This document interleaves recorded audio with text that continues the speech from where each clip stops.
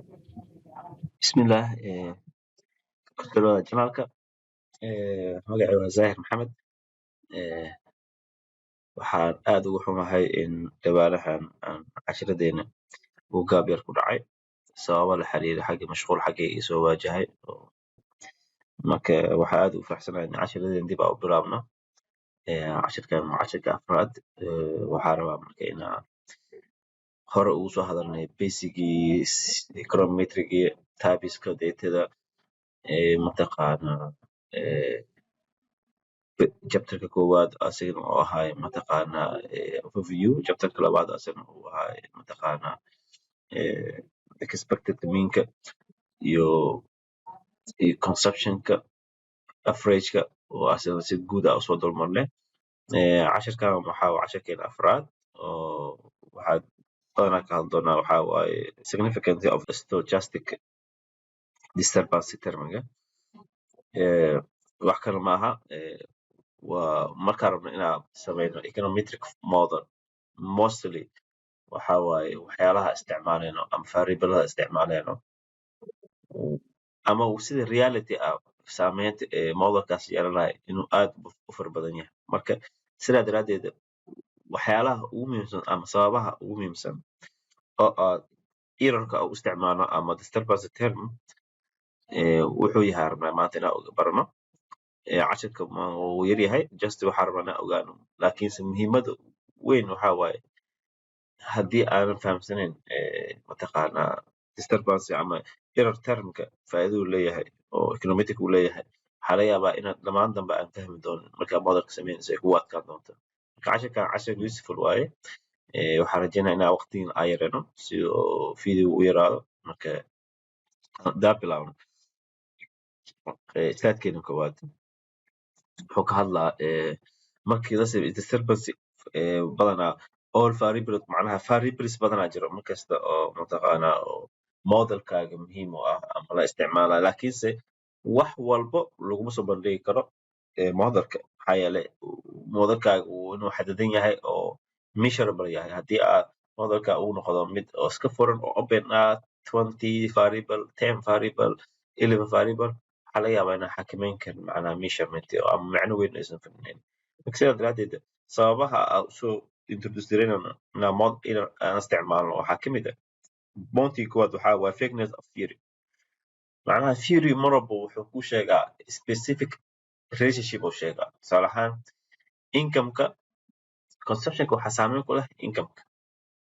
Waa sax haddii qofkan consumptionka uu sameynayo bilowba oo income-kiisa uu saameynayo oo markasta lacagtaada kordho ama income soo galaa uu kordho waxyaalo badan oo baahiya aa jiro oo needs ah aa kordhinay waa isticmaalaya marka consumptionka saas ku kordhaa.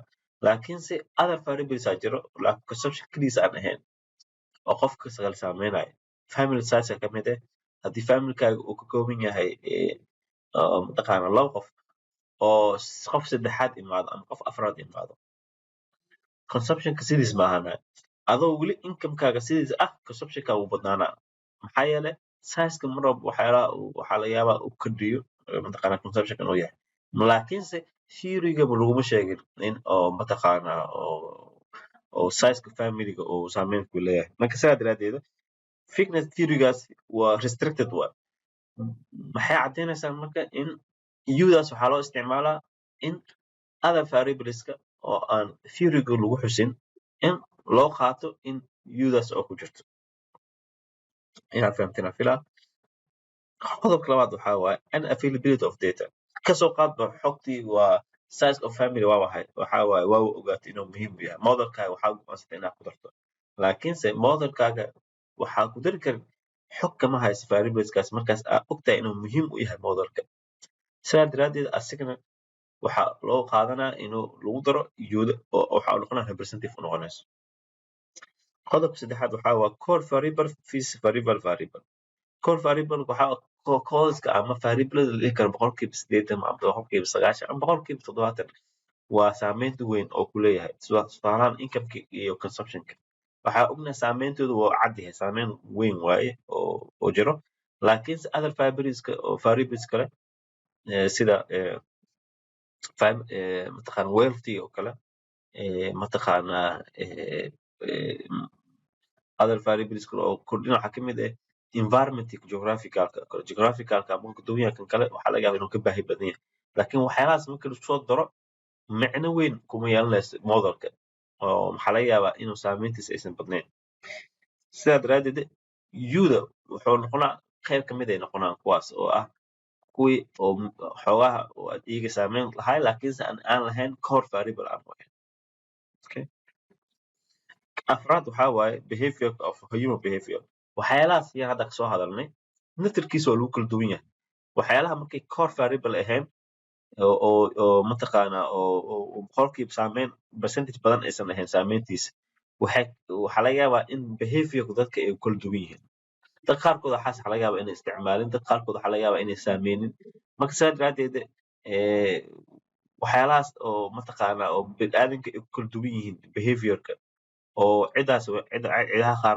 family qaar oo isticmaalaan families kalena ma isticmaalayaan marka kuwaasoo kale markay tahay variableskaasoo kale oo aan modelka laga soo muujin karin waxaa loo qaadanaa inay ku tirsan yihiin ama lagu daro yuda ama error term okay poor praxis variable waxaa laga yaabaa in mataqaanaa variables aad isdhigato muhiim waayo laakiinse in variableskaas variable la mid ah somehow proximate variable ah oo la mid ah laakiinse aan ahayn mataqaanaa boqolkiiba boqol aan matali karin also waxaa loo qaadan karaa inaan ku darno in the case of error measurement inaan ku darno sidoo kale qodobka lixaad waxaa waaye principle of parsimony anigoo tusaale ahaan regressionka modelka simple model haduu yahay laakiinse haddii more 3 4 variable 5 variable